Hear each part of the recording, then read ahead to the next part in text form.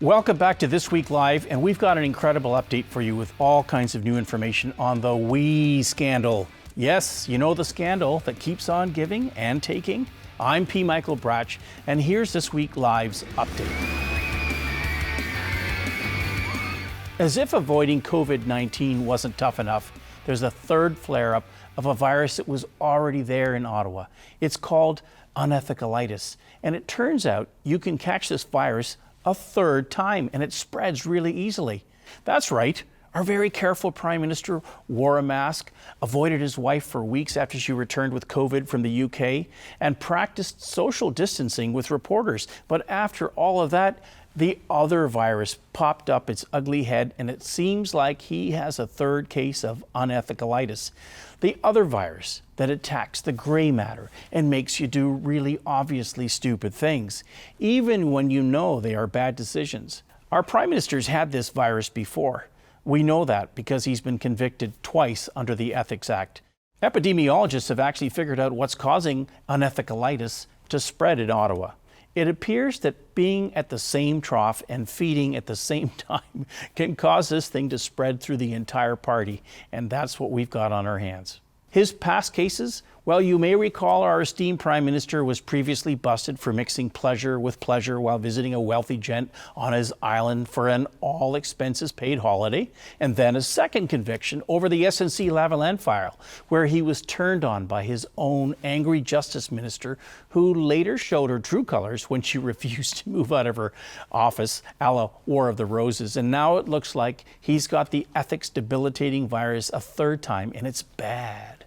So bad that almost half of Canadians say that they want an election now if our woke Prime Minister is convicted yet again. And it gets worse. His own party and the caucus are angry too, tired of being pushed aside by his nibs and his hench people, some of whom now have their own problems at home, and MPs are told when to vote and how to vote. Can you believe that the guy in charge of actually telling them this is still called the chief whip? Because it's 2020. But I digress. Let's dig in at what happened. At first, the Prime Minister innocently denied understanding much about speaking fees. Speaking fees? What are they? Is it when you give a kid a candy to say his first words? What are these speaking fees of which you speak? Well, Junior actually knows a lot about speaking fees. This isn't his first rodeo.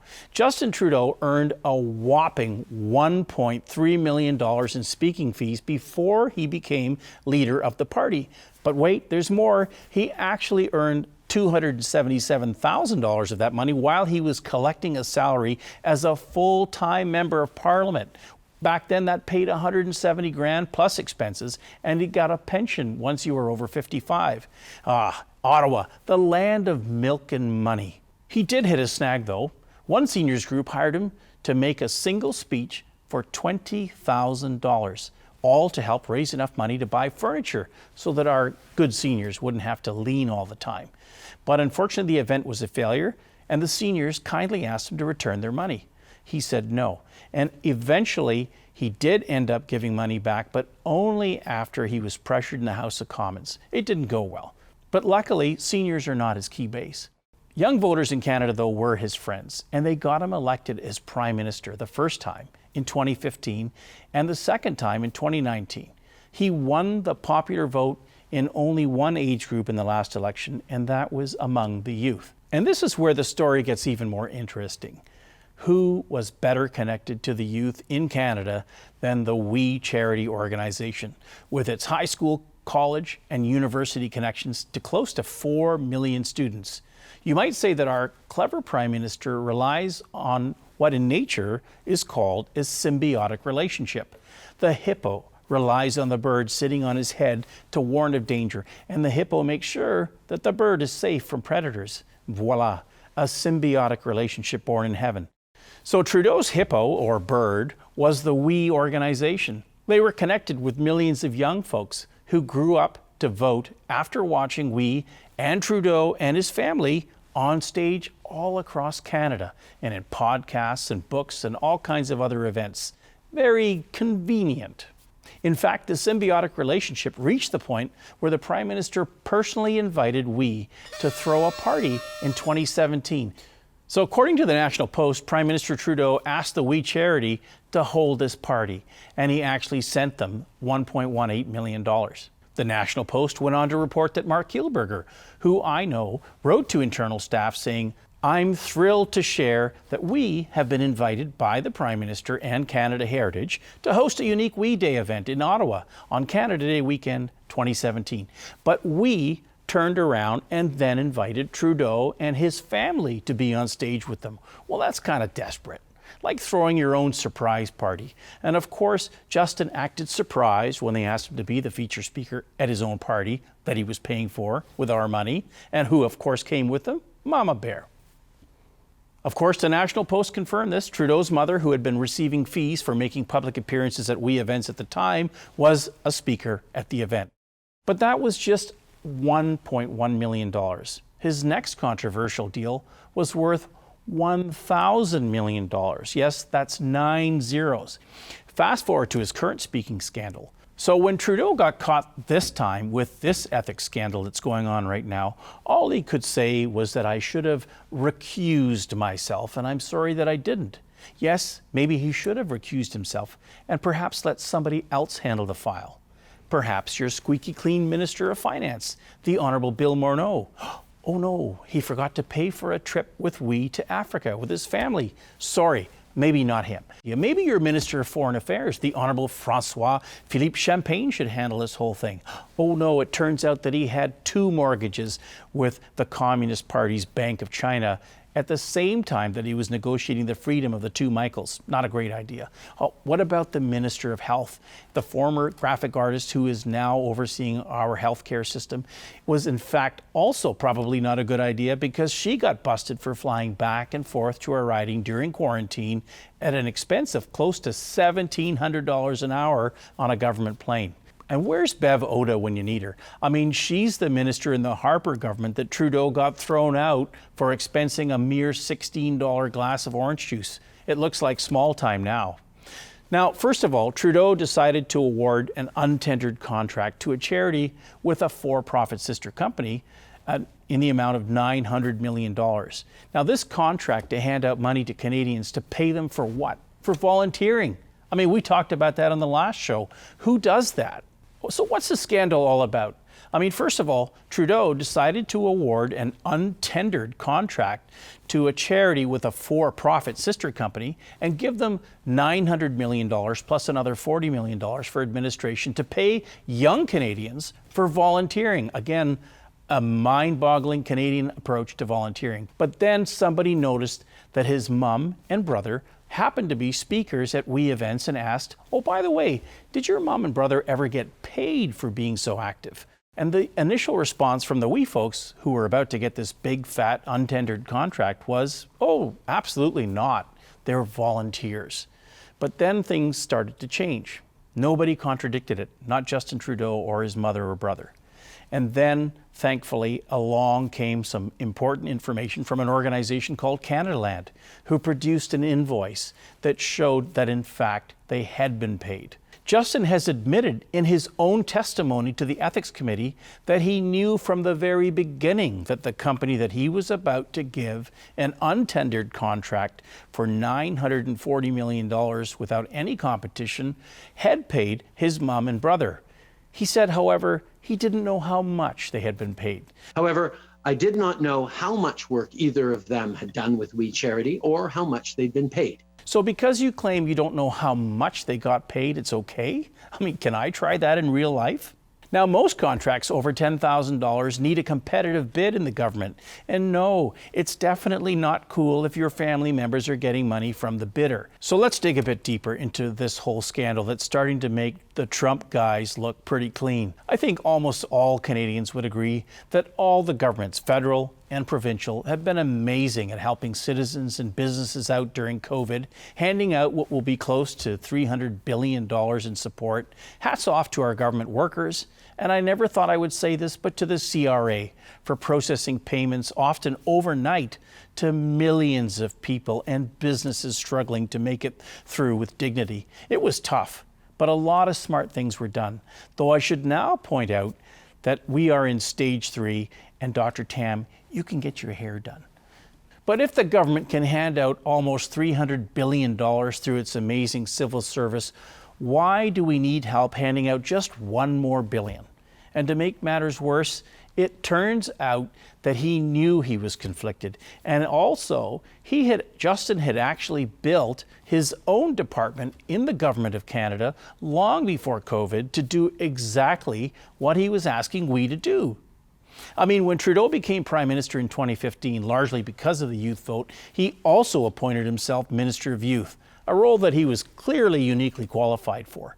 He promised to legalize pot, and up against this guy, he rode a wave to a majority in 2015. And don't forget sunny days. Sunny ways, my friend. And of course, the young people loved him. And it would appear from this photo that he loved the young people. Showing.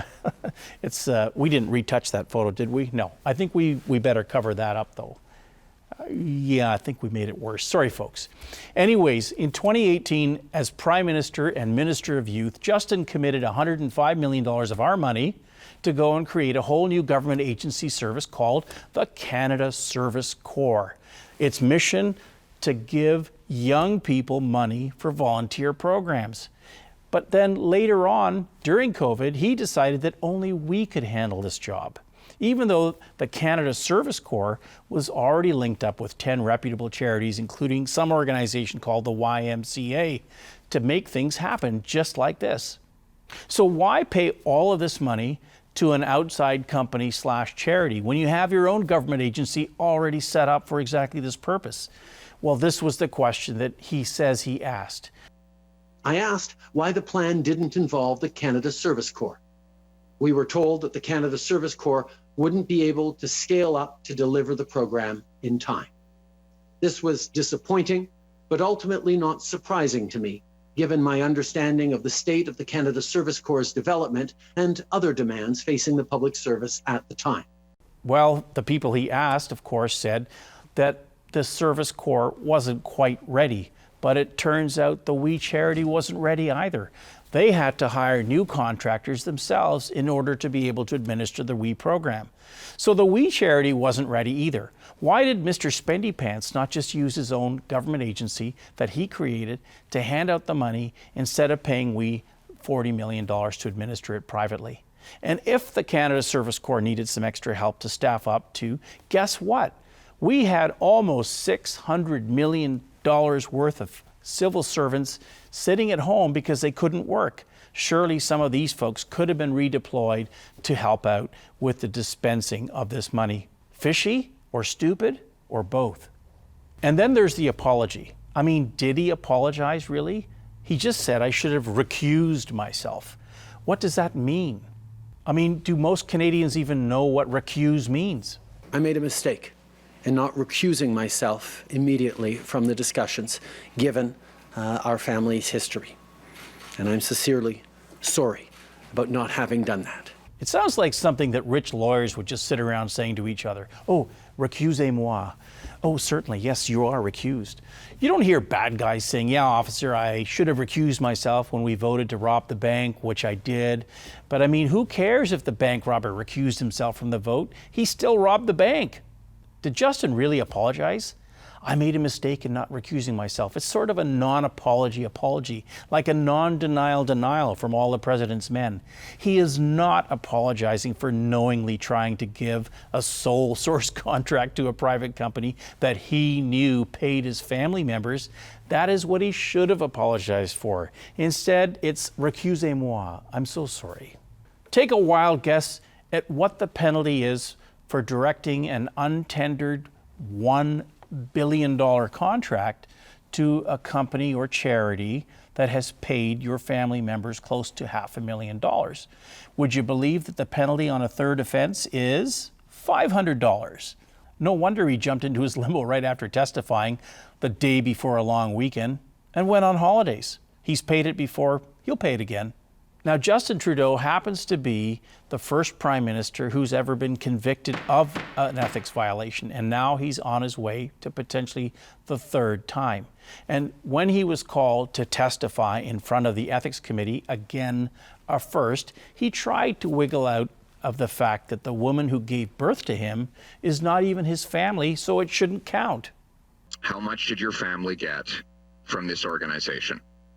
How much? Have you read the Conflict of Interest Act, Mr. Yes, Poilievre? I have. How does it define family? I'm asking you. How does it define I'm asking family? you how much your family got. The Conflict of Interest Act defines family as spouse and direct dependents. So you're not going to answer that. He then went on to try the, I knew there would be questions about this. This proposal mattered to me, and I, instead of encouraging it along like some people say because it was somehow connected to my family, I actually slowed it down and pushed back on it to try and make sure that everything was done exactly right, because I knew there would be questions asked because of the links to the family. Really? You think? So he insisted that the people working for him insisted that we was the only choice. But we all now know that he built his own Canada Service Corp specifically for this very job. He then said he did it because he knew that there would be no more payments in the future to his family. Again, do you think? And that none of this program was in any way going to benefit any members of my family. And that was something that I was very comfortable with. Clever words. Of course it wasn't going to benefit any member of the family because it already did, to the tune of $450,000. The check cleared. It's good. How did he turn out like this? Did something happen in his youth that made him so prone to ethical failures? Was there an injury, a traumatic event? I mean, could it be Chandler's fault? I was reminded of this. My friend Chris Murray, who was also in the 5th grade in Canada, reminded me that we actually beat up Justin Trudeau. You beat him up? Yeah. And here's the classic. In the middle of his testimony, while he's on the hot seat in front of the Ethics Committee on national television, talking about the scandal, he still couldn't help shilling. It's in his blood. My mother has had a fascinating but challenging life in many ways, and she shared that story in her 2010 autobiography. After that, she started speaking and sharing stories and encouraging different organizations who are working particularly in mental health, but in other areas. As she did that, she realized there is a need and a demand for more destigmatization around mental health issues and better advocacy for it. So she actually wrote another book called Time of My Life that is focused on mental health issues, which she published in 2015. Around publishing that book, which also involved working with doctors and experts around in the field of mental health. She has been empowering people and supporting organizations across the country professionally for a long time since then, but I never directly or indirectly encouraged her to work for WEEEEE or any other specific organization. And then there's the one line in Justin Trudeau's testimony that everyone seems to have missed. I'm particularly sorry because not only has it created unnecessary controversy and issues, unnecessary controversy. Whoa! So now His Majesty is telling the people of Canada, who are too busy looking up what the hell recuse means, that the whole scandal is really an unnecessary controversy. Unnecessary controversy? Nothing to see here. Back to the cottage in your CERB checks. This is just a tempest in a teapot. Much ado about nothing. Frankly, let them eat cake. Really? Says who? Interestingly enough, only the CBC picks up on Trudeau's description of this being merely a controversy, while every other less government-funded publisher refers to what happened as the WEEEEE scandal. So the guy who is PM and now up on his third possible ethics conviction is telling us that this is all an unnecessary controversy. I mean, it's kind of like Donald Trump telling everybody that COVID is going to go away this summer and that it's all an unnecessary controversy. The United States is lowest in numerous categories. We're lower than the world. Lower than the world? Lower than... In what? In what? Take a look. Right here. Look, here is the United States. You have to go by the cases. You take the number of cases. Okay. Look, we're last, meaning we're first. Take a look. Again, It's like Bernie Madoff with the pyramid thingy. Oh, this is all an unnecessary controversy. Imagine Richard Nixon trying that. I am not a crook. Watergate was just an unnecessary controversy, and frankly, I recused myself when they decided to break into those offices. Really? Is that going to work? Though it probably is an unnecessary controversy compared to what Trump's been up to, but I digress. So then, after telling us that there's nothing to see and to move along, Justin doubles down like an angry dictator. Because of you people, others are going to suffer. I'm particularly sorry because not only has it created unnecessary controversy and issues, it also means that young people who are facing a difficult time right now, getting summer jobs, contributing to their communities, are going to have to wait a little longer before getting those opportunities to serve. He says, thanks to you media people and this unnecessary controversy, young people will suffer and go hungry potentially. Well, we have really upset the emperor, haven't we? I mean, we've got to get off our high horse when it comes to American politicians. We got the real thing going on up here. So what does the opposition say? Well, Andrew Scheer, who's leader of the Conservatives, who actually resigned last year, but is still here now, he's kind of like the guest who won't leave at the end of a party, is as usual being ignored east of Manitoba. Sadly for Scheer, his fellow Conservatives had to publicly out him for having the party pay for his kids' private school, not to mention the fact that he has now decided not to renounce his American citizenship, probably so that he can fill some long vacant executive slot in America. And all of this really makes it hard for him to throw stones. But one day, soon, he will be replaced by a brighter light. And of course, as usual, it's up to the separatist party, the Bloc Québécois, to actually have the courage to call for the Trudeau-Morneau-Telford resignation. So the odds are pretty good that after millions of dollars of investigation and a million more stories, there will almost certainly be a finding of guilt, especially given that he's admitted to knowing that his mom and brother were on the WEEEEE payroll, and because he said his office was admittedly actively involved in trying to send the $1 billion to his symbiotic friends. This will leave Justin Trudeau as the first Prime Minister to ever be convicted not once, not twice, but 3 times. It's about the same as being impeached in America, isn't it? And will another epic $500 fine suffice as punishment? Canadians are generally grateful that we were protected by our great nation when COVID hit. And we know that we have some serious rebuilding to do, especially because so many of our friends around the world are in much worse shape than we are. But as grateful as we may be for how things have been going since March, and now that we have some time to think, is the $500 fine and the recusez-moi non-apology enough? The Bloc Québécois says no. What do we say? There will undoubtedly be a massive attempt at make-up sex in the form of new gifts from Trudeau to his angry voters, with the prince handing out even more billions to make us forget the unnecessary controversy. But translated, it is still the equivalent of let them eat cake. And we know how that ended last time. Maybe it is strike 3 and Justin needs to step aside, especially given that he is no longer as popular with the youth vote and that his symbiotic youth vote partner, WEEEEE, is listing on its side. Maybe Justin needs to have the decency to listen to his own duly elected but muzzled backbenchers and resign, and not try to just switch Darrens by replacing Morneau with Carney. Maybe Justin needs to step down. And until the next election, let the very capable Deputy Prime Minister, perhaps with Mark Carney at her side, truly and intelligently rebuild our country to fight another day in what might be a rather tough world. And look on the bright side. Justin, if you resign, you'll have lots of time to get the band back together and hit the speaking circuit, making millions again. I'm P. Michael Bratch, and that's This Week Live. Please subscribe on YouTube to Canada's late night channel, This Week Live, and hit the bell for instant updates on new pieces. But most importantly of all, please blast this clip out on social media or email. Feel free to subscribe at our website for our newsletter at thisweeklive.com. Let's keep politicians of all stripes just a little bit on edge and keep laughing along the way. Check out our interview pairing with this piece. I think you'll enjoy hearing what our amazing and funny guest has to say. Peace out.